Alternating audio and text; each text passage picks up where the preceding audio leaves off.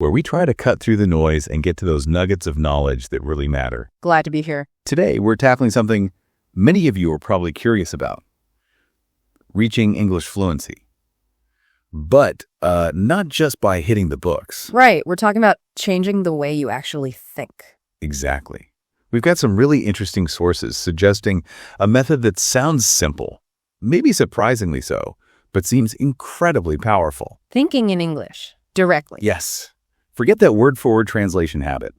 Our mission today is to unpack how training your brain this way could be a shortcut to feeling, truly comfortable and confident. Should be some real aha moments, hopefully. Might change how you approach learning. Okay, so let's dive in. What's the big hurdle many English learners hit? Yeah. It's that moment, right? You want to speak or someone asks you something and your brain just stops. Freezes up. Yeah, freezes. Yeah. You're stuck trying to translate from your native language. One of our sources tells this story about Mark, an engineer. Seemed like he was doing everything right. Reading, vocab lists, trying to translate sentences in his head. The usual stuff. But he always felt slow, like he was lagging behind. And his teacher said something key. Mark, the secret is to think in English, not translate. Exactly. Your brain needs to get used to English directly. And that really gets to the heart of it, that constant translation. It's like a bottleneck in your brain. Bottleneck. Your mind's doing this extra unnecessary step. So if you train it to just process English directly, You bypass the lag. It allows for, much more natural, faster understanding and speaking. It reduces that cognitive load. Okay, so Mark hears this and decides, right, I'm going to give this a serious shot. Mm-hmm. He started small, just 10 minutes every morning, thinking in English about his day. Simple stuff. Like what? Like, I will finish the project report today, or after work, I will cook dinner and relax, just narrating his plans. Okay. He said it felt really weird at first. Awkward. I bet. It's like talking to yourself in a different voice initially. Totally. But gradually, the thoughts started coming faster. And he noticed something else, something quite profound. What was that? His listening got way better. Ah, interesting. Why do you think? Well, his brain wasn't hitting pause to translate what he was hearing anymore. It was already kind of in English mode. Primed for it. So he could just focus on the meaning of what was being said. That makes perfect sense. It highlights a core idea. Fluency isn't just about how many words you know. Right. It's about how your brain processes them, how it connects concepts directly to the English words. So it's like building new roads in your brain. Exactly like that. Strengthening a muscle. You're creating direct pathways for English. And this really helps with things like idioms or common expressions. Oh, yeah. Like, Well, take, I'm feeling under the weather. You stop trying to translate under and weather. right, which makes no sense, literally. Your brain just learns to connect that whole phrase directly to the meaning. Not feeling well.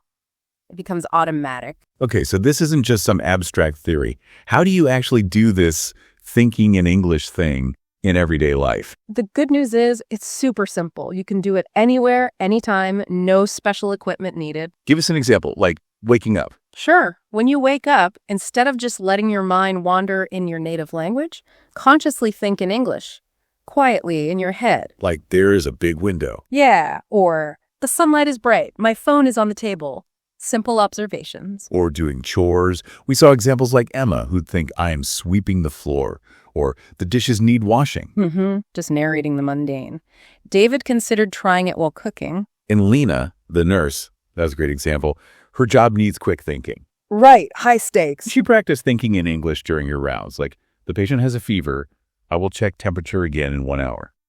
And what was the result for her? She said it really cut down her anxiety and sped up her responses, made her more confident in critical moments. That's powerful. It shows it works even under pressure. And the beauty of this, really, is how versatile it is. It's not just for the morning routine or chores. No, you can weave it into almost anything. Think about your job. We saw so many examples. Daniel, the delivery driver. Yeah, using his driving time. He'd think about traffic, addresses, turns. The traffic is heavy. Need to turn left. And that helps him understand directions better. Yeah, faster processing when he got instructions. It's like he was preloading the English. That makes sense. Mental rehearsal in the actual context. Or Rebecca, the office worker and mom. She started thinking about her tasks in English. Need to send that email. Prepare the report. Exactly.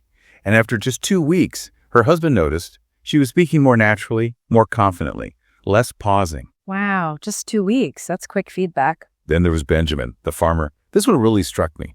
No classes, no regular phone access. Right. Very isolated from typical learning resources. But he just used his daily work, thinking, I dig of the ground, I plant the seeds, narrating his actions. And it worked. After 3 months, he could actually hold conversations with English-speaking visitors, answer their questions. That's fantastic. It really shows you don't need fancy tools, just the commitment. Absolutely. And you can do it with hobbies too, right? Like John, the sports fan. Yeah, thinking the team scored a goal or that player runs fast. Or gardening.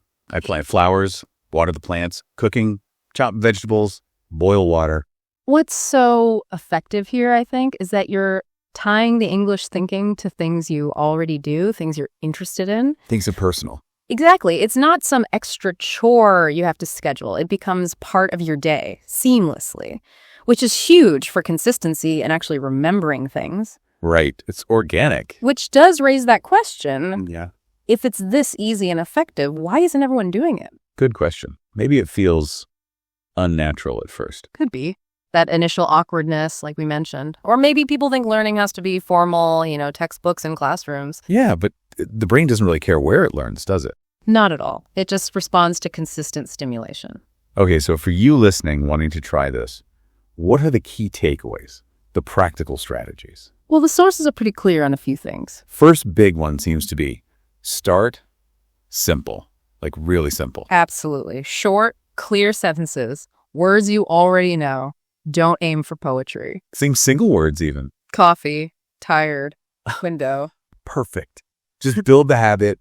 Don't worry about perfection at all in the beginning. It's like training that muscle, right? That initial awkwardness is just resistance. Exactly. You push through it with consistency. Which is the next point. Consistency is key. Non-negotiable. Little steps every day. 10 minutes daily is way better than an hour once a week. It's about that regular training for your brain, building those pathways. And crucially, focus on meaning. Don't get caught up translating word for word. So if you hear under the weather, just know it means not feeling well. Don't dissect it. Try to guess new words from context, too, when you're reading or listening. Train your brain to infer meaning directly. Precisely. Avoid that translation detour. What about your inner voice? Does that matter? Hugely. Use positive self-talk. Encourage yourself. Think things like, okay, I'm listening. I want to improve. I can think in English every day.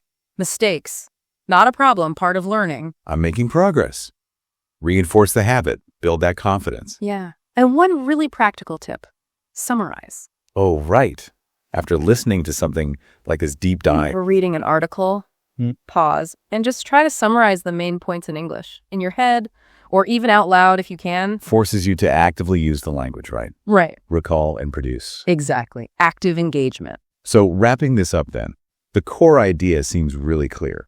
Thinking in English isn't just another study trick. No, it's more fundamental than that. It's a shift in how you engage with the language. A way to build fluency, improve listening, speak more confidently. Yeah.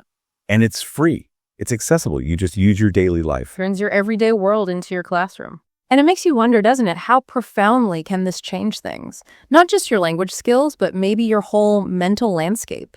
Can it help you truly inhabit English rather than just, visit it? Inhabit it. I like that.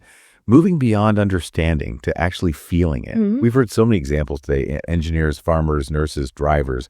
It proves you don't need special tools or classes. Just the decision to do it. And make it a habit. So the challenge for you, our listener, is this. What 5 small things, 5 moments or actions from your day will you commit to thinking about in English starting today? How will you turn your life into your most powerful language lab?